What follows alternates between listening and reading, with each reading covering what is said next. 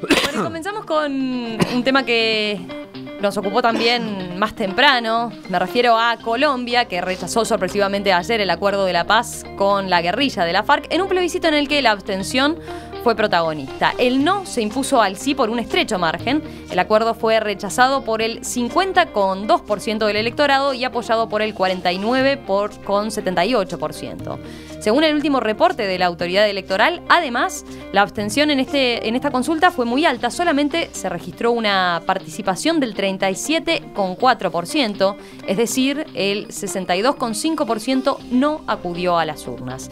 Pese al inesperado golpe, tanto el presidente Juan Manuel Santos como el jefe máximo de la FARC, me refiero a Rodrigo Londoño, alias Timochenko, expresaron su firme voluntad de buscar una salida política al conflicto armado. En una locución televisada desde la presidencial Casa de Nariño y flanqueado por su equipo negociador en los diálogos en Cuba, Santos aseguró que el cese al fuego bilateral y definitivo sigue vigente. No me rendiré.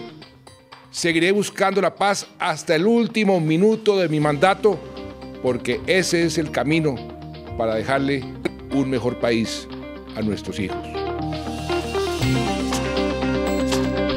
Casi simultáneamente desde La Habana, el líder de la FARC, Timochenko, se manifestó sobre el resultado del plebiscito también. Las FARC-EP mantienen su voluntad de paz y reiteran su disposición de usar solamente la palabra como arma de construcción hacia el futuro. Al pueblo colombiano que sueña con la paz, que cuente con nosotros. La paz triunfará.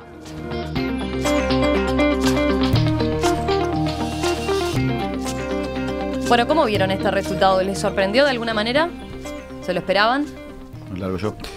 No, naturalmente que es inesperado, porque el sentido común y la distancia, sobre todo la distancia quizá, le hacía pensar a uno que el sí iba a triunfar por amplio margen. Además, las encuestas así lo marcaban, una vez más quizás otra de las derrotadas son las encuestas. Ya a esta altura han demostrado que hay algo que están errando, no sé si es en forma metodológica, deliberada, o porque no están entendiendo lo que pasa en la sociedad. Había diferencias de entre 15 y 10%, eran importantes, ¿no? Lo otro es que la abstención es alta, pero en Colombia tradicionalmente la abstención es alta, no hay un voto obligatorio. La última elección de Santos fue muy baja la participación ciudadana, con lo que tampoco eso debiera ser la razón. Yo creo que como todos estos procesos de paz son procesos que dividen, nosotros lo vivimos en Uruguay en su momento, que dividen a la ciudadanía en partes prácticamente iguales, porque las diferencias, estamos hablando de 50.000 votos en 12 millones de votos, o sea que es prácticamente marginal la diferencia. Y dividen porque no es fácil la reconciliación, el perdón y el dar vuelta a la página. Nosotros lo vivimos en Uruguay y años después lo seguimos viviendo. Acá se intentó hacer algo diferente. 4 conclusiones me parece que es importante, por la primera participación, por lo menos llegar después de este no. Primero, es que el proceso de desmilitarización, o mejor dicho, el cese al fuego sigue, porque las dos partes negociadoras, por una parte Timochenko y por otro lado Santos, así lo han expresado. Segundo, el triunfo del no es un triunfo arrollador de Uribe, que hizo una campaña del miedo, una campaña en donde habló de no a la impunidad, pero nada dijo de la impunidad de los paramilitares que él cobijó. Tercero, me parece que es otro tema importante a ver, es cómo sigue esto y cuál va a ser el proceso, invitando sin duda al no y también invitando sin duda a la FARC. El ELN también anoche mandó un tuit diciendo que aceptaba el cese al fuego. Y el cuarto punto que preocupa es si este proceso de incorporación de la FARC a la vida política se puede mantener y no se divide en la FARC. ¿Por qué? Porque como toda organización guerrillera, no tiene una cabeza de mando que todo el mundo pueda seguir y aceptar. Y esta derrota, de alguna manera, también es una derrota para los líderes de la FARC. Entonces algún grupo minoritario, quizás o no, de la guerrilla puede decir, ¿vieron? Este no es el camino es continuar la guerrilla. Entonces, ese es un interrogante que me parece que los del no se lo plantearon, porque acá hubo una gran campaña de miedo, una gran campaña de un hombre que realmente su ego es más grande que su estatura, que es Uribe, ¿no? ¿Buenir? Sí, su ego y su influencia, ¿no? Porque obviamente pesó mucho en este asunto, es decir, fue el que hizo campaña en contra y sin duda determinó el resultado. Uno se pregunta qué es lo que persigue, cuál es la alternativa que promueve, ¿no? Aparentemente lo que plantea es una renegociación en la cual las condiciones que se le ponen a la FARC sean más duras que las que tienen ahora. Luego, esta salida es un poco pensada al modelo sudafricano, ¿no? Es decir, que cada cual va y reconoce sus crímenes y entonces evita penas de prisión. Bueno, efectivamente, uno piensa que mucho más que eso es difícil lograr. Digo, nadie depone las armas para ir preso, eso es evidente. Sí, ese es uno de los puntos quizás que generaba más diferencias, ¿no? Porque la guerrilla planteaba justamente que ni siquiera los líderes condenados por crímenes de lesa humanidad o por narcotráfico pagarían con un solo día de cárcel, ¿no? Eran todos... si reconocían sus crímenes, siempre que reconocieran sus crímenes, iban simplemente a este tribunal especial, pero podían ser mandatados a hacer algunas penas alternativas, ¿verdad? Como trabajo comunitarios, o cosas construcción de alguna carretera, alguna obra pública. Esencialmente y demás, ¿no? Es el modelo que se adoptó en Sudáfrica. Por los crímenes del apartheid, ¿no? Es decir, la idea fue, bueno, no va a haber penas de prisión, lo que sí que tienen que reconocer lo que hicieron y confesarlo. Aparentemente es un modelo que relativamente funciona, ¿no? Porque siempre se generan rencores enormes que es muy difícil solucionar. La otra cosa que a mí sí me parece muy significativa es ese altísimo grado de no participación, ¿no? De abstención. Recordemos, 62,5% más de un 60%. Es decir, uno le cuesta imaginar, porque que la gente no vaya a votar en un acto donde se elige el presidente, vaya y pase. Uno dice, bueno, tanto le da uno que el otro. Ahora, cuando lo que se está definiendo es si se sigue en guerra o no se sigue en guerra, parecería como que todo el mundo debería sentirse convocado en un sentido o en el otro. Y bueno, efectivamente no. Todo el conjunto del sistema político colombiano, incluida la guerrilla, es decir, porque mal o bien el sistema político incluye todo lo existente, no logra movilizar al 40%, es decir, no logra que el 40% de la población vaya, más que el 37% vaya a votar. Es muy significativo. Yo creo que ese es el gran hecho de esto, ¿no? Es decir, que esa problemática involucre al grado de manifestarse solamente a un 37% de la población, que el resto permanezca indiferente, es extraño.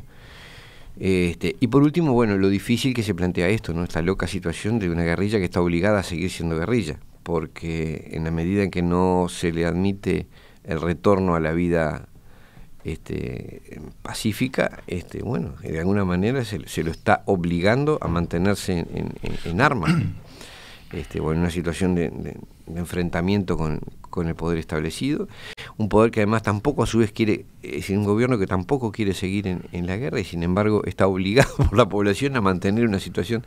Es una cosa extrañísima, es decir, dos bandos que están obligados a enfrentarse, pese a que sus dirigentes y sus militantes directos están dispuestos a acordar una paz. Es una cosa ayer había un mensaje importante del lado del uribismo y de quienes habían apoyado el no al acuerdo, que era la paz sí, ¿no? La paz sí, pero no de esta forma, ¿no? Claro. Y en eso se insistía. Lo que pasa es que el planteo de otras condiciones pone en cuestión la paz, ¿no? Claro. Las condiciones son las que se pueden lograr. Una trivialidad del razonamiento. Gabriel. Yo creo que este resultado es un resultado muy doloroso para toda América Latina, ¿no? O sea, América Latina podía pasar a ser el único continente del mundo sin guerras y no pudimos, porque la mayoría del pueblo colombiano dijo que no. Realmente es un triunfo de la guerra, porque Uribe podrá decir lo que quiera en nuevas condiciones, pero Uribe cada vez que habla dice la rendición incondicional de la FARC y el exterminio, y es la política que usó. Nunca hubo tantos muertos, ni tantos estudiantes asesinados para hacerlo aparecer como guerrilleros muertos y hacerlo aparecer como éxito de las Fuerzas Armadas como durante el gobierno de Uribe. Nunca. Además es falso lo de la impunidad. Hay miles de guerrilleros presos. Colombia está lleno de presos políticos, es de los países que más presos políticos tiene. Claro, no salen los diarios, ni nadie habla de los presos políticos colombianos, pero está lleno de presos políticos. Asesinan campesinos y dirigentes sindicales todos los días. Y creo que es el país con más dirigentes sindicales asesinados de América Latina. Entonces, yo lo que digo, el movimiento sindical se jugó dividido, partido en 700.000 pedazos. Creo que uno de los problemas centrales que tampoco debe asombrar después de 50 años de barbarie, ¿no?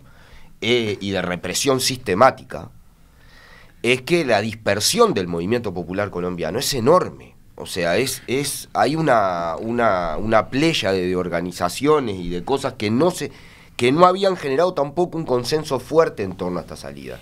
Y que el pueblo colombiano claramente no se sintió convocado a votar.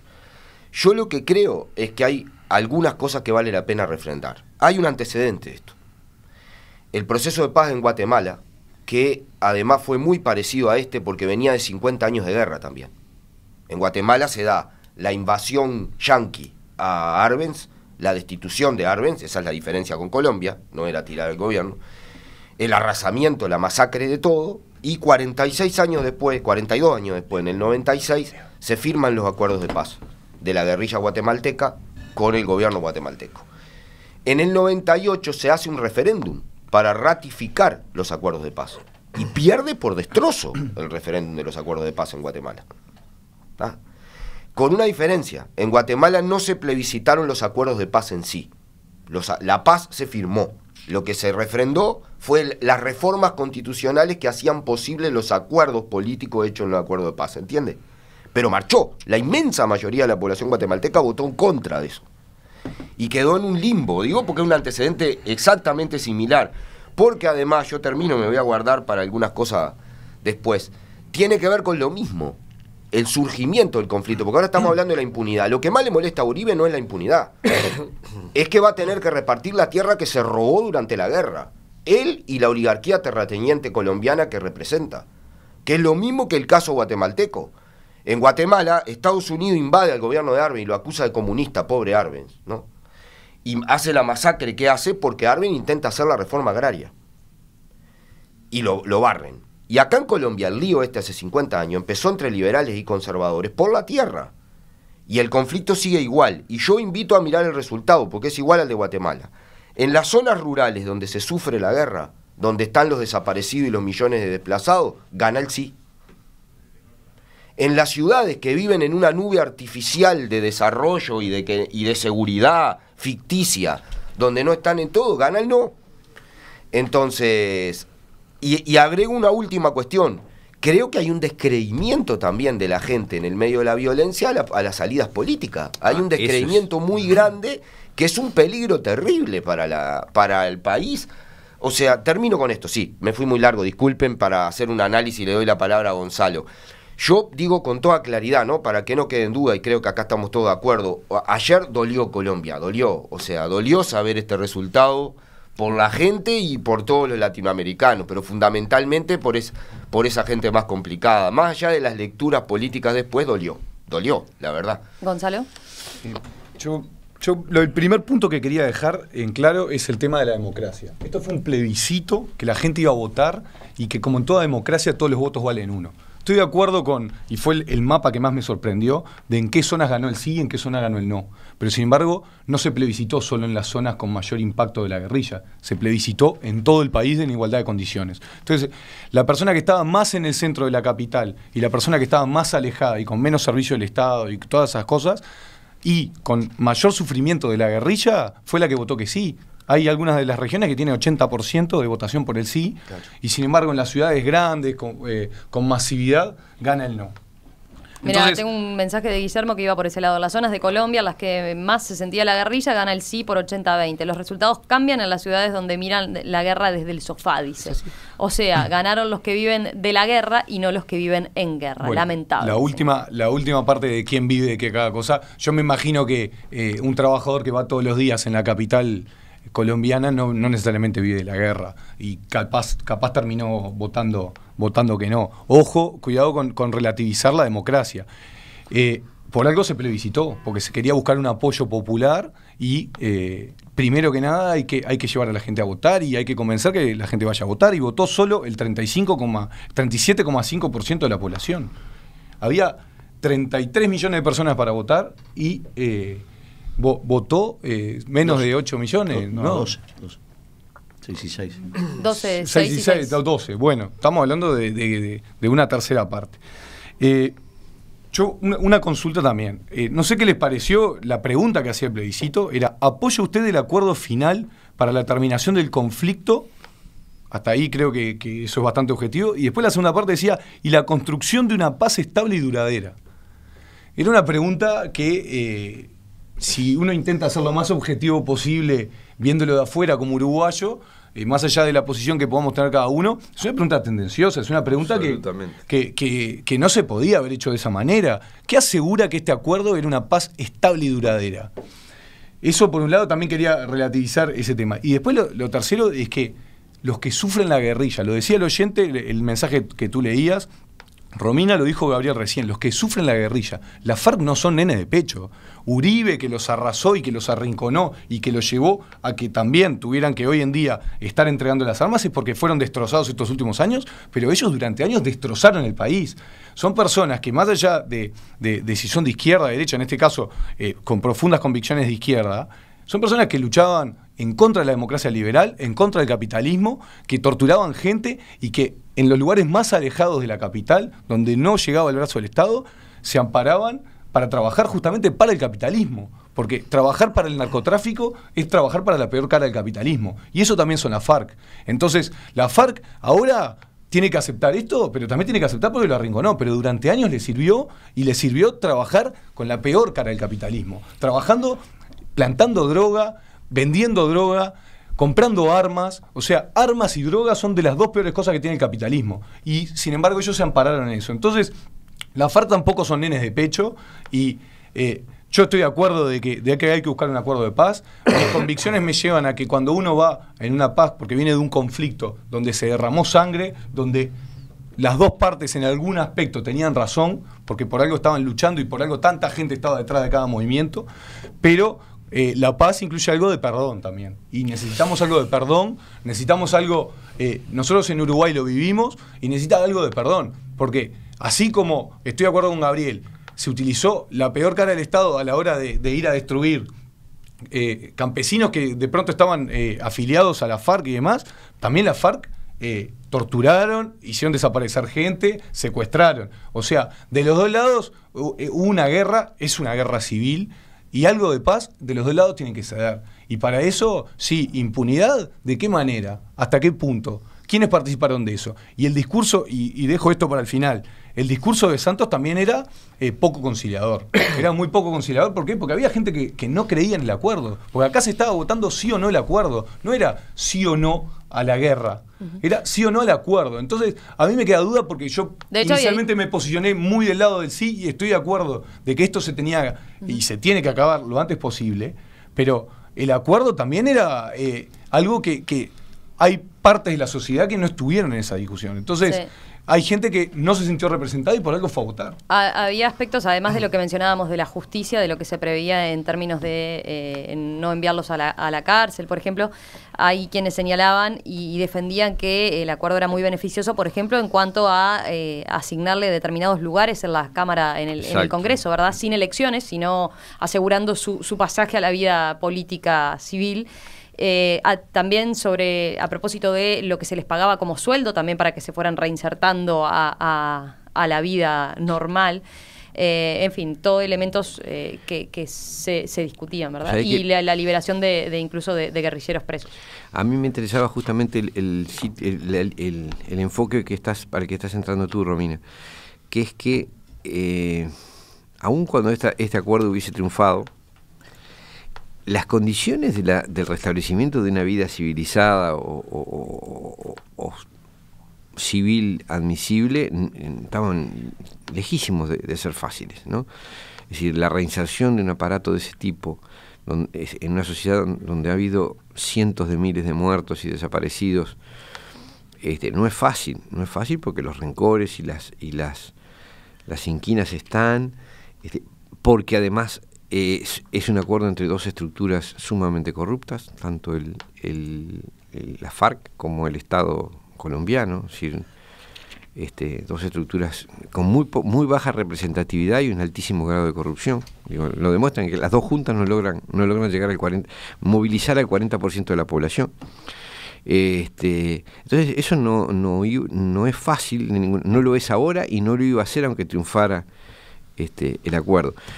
Porque además cosas como por ejemplo la asignación de cargos parlamentarios por acuerdo político es una cosa absolutamente irregular, ¿no? Es decir, ¿qué significa que a una organización le doy 10 cargos en un lugar que debe ser representativo, se lo doy por acuerdo político? Es un procedimiento muy extraño, muy poco democrático, ¿no? Digo, habría sido muy difícil, aún con ese acuerdo, construir una solución de paz. No se ve fácil, no se ve una solución fácil, ni por una ni por otra vía, ¿no? Leonardo.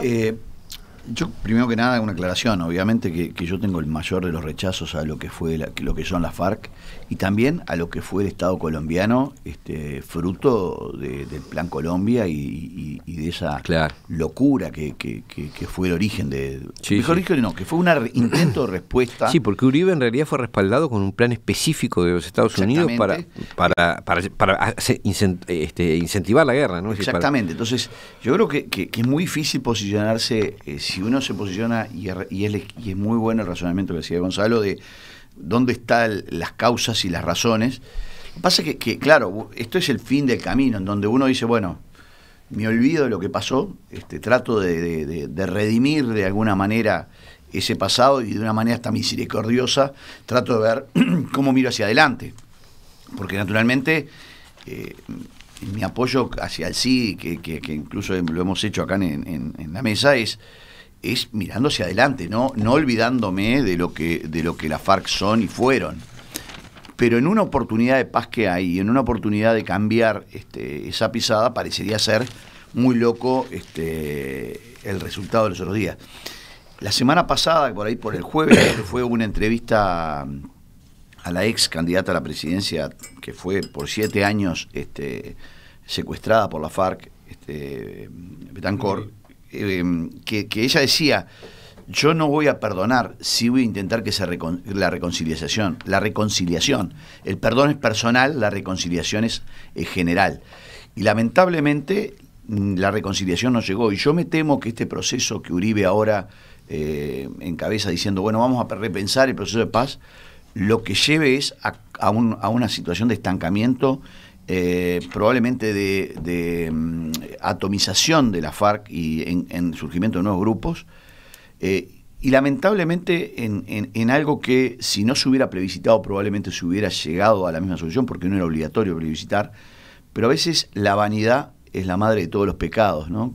Y creo que la vanidad en política es la peor de todos los pecados. Es cierto, porque acá hay un duelo entre Santos y Uribe que creo que también se materializaba en esto, ¿no? Es decir, uno quería exterminar al otro. Sí, querían demostrar que ellos eran... Santos quería exterminar a Uribe y decir, viste, este es el camino y vos no existís más. Y ayer uno veía a las fuerzas conservadoras del Centro Democráticas que lo que hacían era justamente decir, vieron, no nos determinaron, ahora vamos por él. Incluso llegó a pedir la dimisión de Santos por algunos sectores políticos. Lo cual hace pensar que el proceso de hacer más que abrir un camino de paz, abrió un camino de heridas que me temo que no va a ser tan fácil cerrar. Yo, breve, aclarar, las zonas que sufrieron la guerra, no la guerrilla, ¿no? Porque es cierto que estaba la guerrilla, pero es cierto que en Colombia actuaron el ejército del narcotráfico derrotado pero salvajemente, que no eran la FARC, era el amigo, ¿cómo era el amigo del cartel de Medellín que era dueño del cuadro y le pagaba buenos sueldos a los jugadores de fútbol uruguayo y argentino para que fueran a lavar plata para allá? ¿Cómo era? Pablo Escobar. Y que tenía casa acá en Punta del Este y todo distinguido. Ese era el narcotráfico. Y era muy amigo de Uribe, además, ¿no? Financió a Uribe en la gobernación y le dieron enormes facilidades. O sea, ayer ganó el narco, no es que perdió. Ayer no perdió.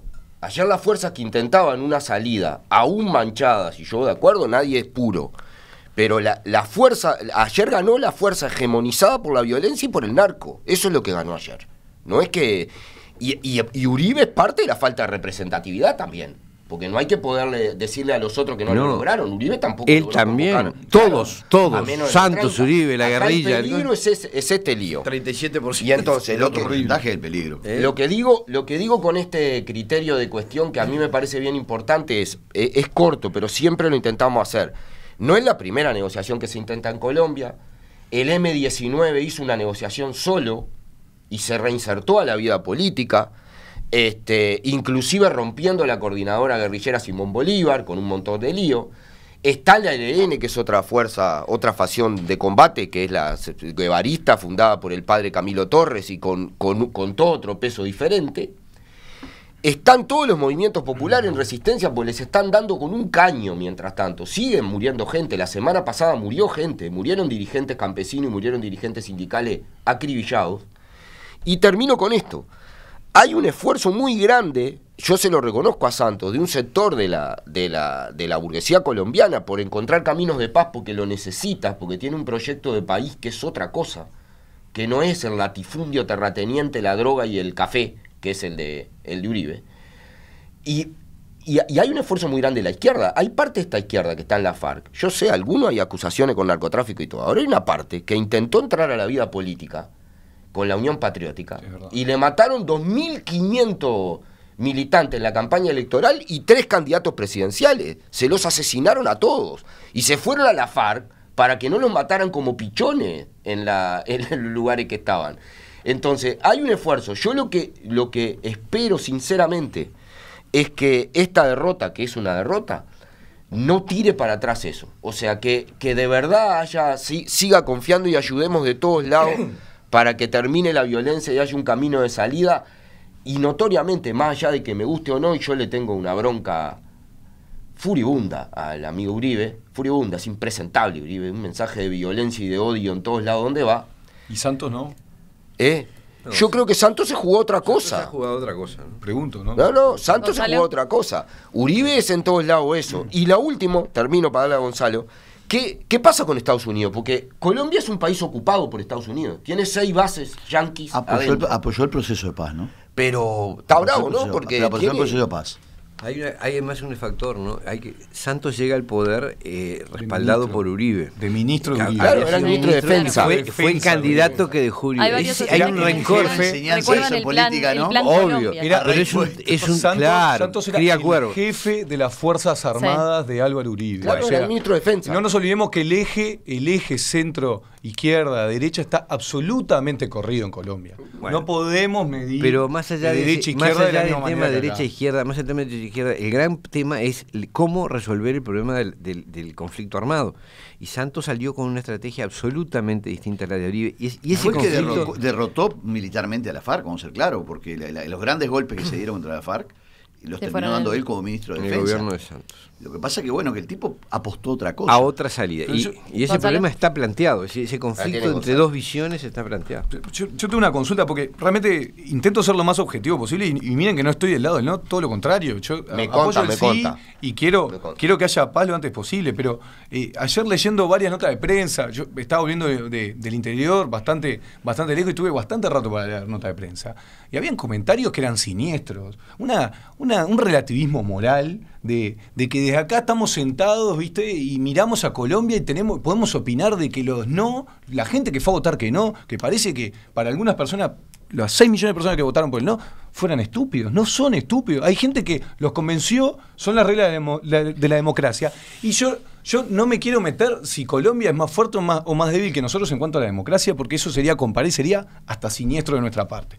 Yo lo que quiero es que los derechos humanos son derechos humanos acá, en Colombia, en Europa, en África, en Asia, en todos lados. Entonces, ¿no queremos guerra? No queremos guerra. Queremos que se juzgue. En el supuesto de que uno cree que hay ese tipo de derechos. Yo creo en los derechos humanos. En el supuesto de que ¿Queremos justicia? Sí. ¿Queremos paz? Sí. ¿Queremos que los colombianos se reconcilien? Sí. ¿Pero de qué manera? Ojo que hay algunos discursos que vienen por el lado de que acá era sí o no a la guerra. Yo creo que condiciona bastante y en algunos casos, ahora la FARC por suerte dieron un mensaje de que ellos van a seguir reponiendo las armas, van a entregar las armas, los tipos están haciendo unas rendiciones. También no podían más, ¿por qué? Porque gracias a Santos fueron bastante destruidos con el apoyo de Estados Unidos. Cierro. El tema de la paz, de Gabriel, el tema de la paz, Gonzalo, pero el tema de la paz, el tema de la paz y los que tenemos algún tipo de convicciones, que en mi caso tengo convicciones cristianas, incluye algo de perdón, y para eso necesitamos que la gente se reinserte, que haya igualdad de reglas para todos, igualdad de juego, pero con paz, con reconciliación y con todo Colombia unido. Y eso en algún aspecto nosotros lo vivimos hace muchos años, varios países lo vivieron y los dos lados tienen que ceder. Y para eso no es todo nada. Hay algo en el medio que hay que discutir.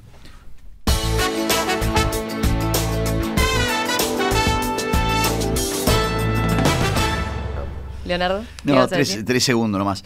Es un proceso raro de estas elecciones, de algo que está ganado se pierde. Pasó con el Brexit, pasó con esto de hoy. Y bueno, tenemos una elección próximamente en Estados Unidos, que es una elección importante. Y me temo, tengo temor que dado que estos dos caballos han llegado así, como llegar al tercero. Ya seguimos con otro tema aquí en La Mesa en Perspectiva.